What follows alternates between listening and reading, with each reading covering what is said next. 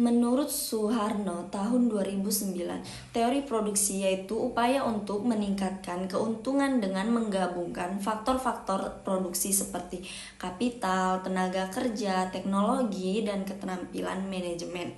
Manfaat dengan mengubah bentuk atau form utility, mengubah lokasi atau tempat utilitas, dan menyimpan atau simpan utilitas. Faktor produksi menyangkut modal, tenaga kerja, kemampuan, atau keterampilan dan tanah.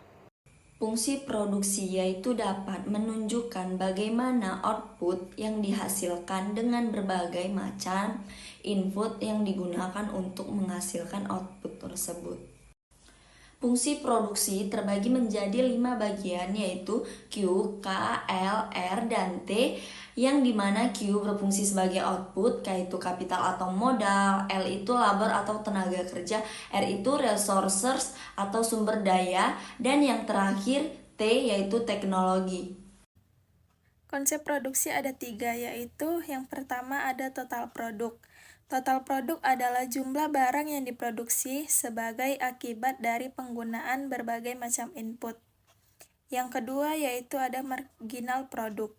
Marginal produk yaitu perubahan output sebagai akibat perubahan input tertentu, yang dimana faktor lain dianggap konstan. Yang ketiga yaitu ada average produk.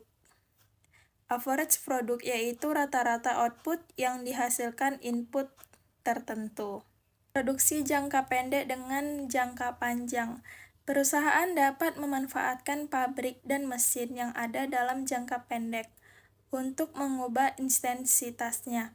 Dalam jangka panjang, perusahaan memiliki kemungkinan untuk mengubah semua inputnya untuk mengurangi biaya.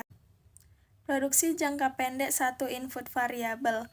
Kurva produk total menunjukkan peningkatan awal produk total dengan laju yang tinggi, tetapi kemudian menurun, menghasilkan kedua kurva produk, yaitu kurva rata-rata dan kurva produk.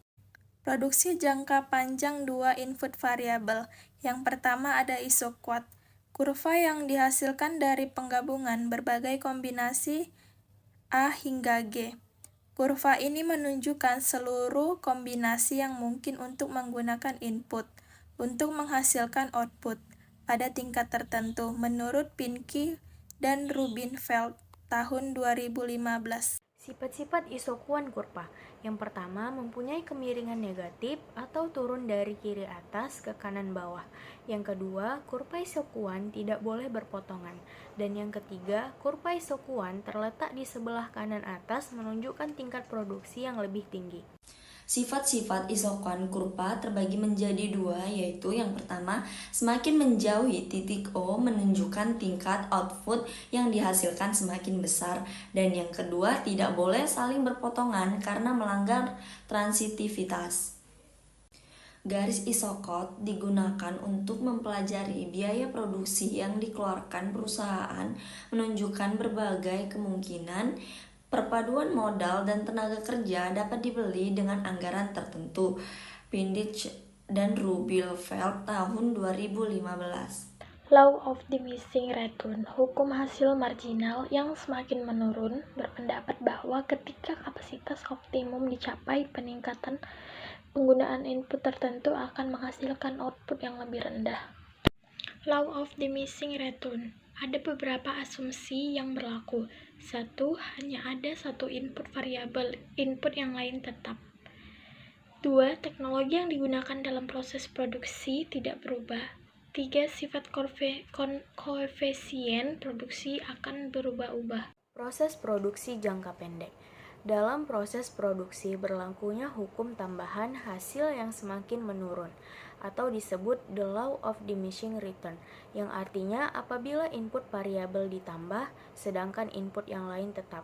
Pada awalnya tambahan output yang dihasilkan meningkat, namun apabila input variabel terus ditambah penggunaannya, maka tambahan output yang dihasilkan justru mengalami penurunan.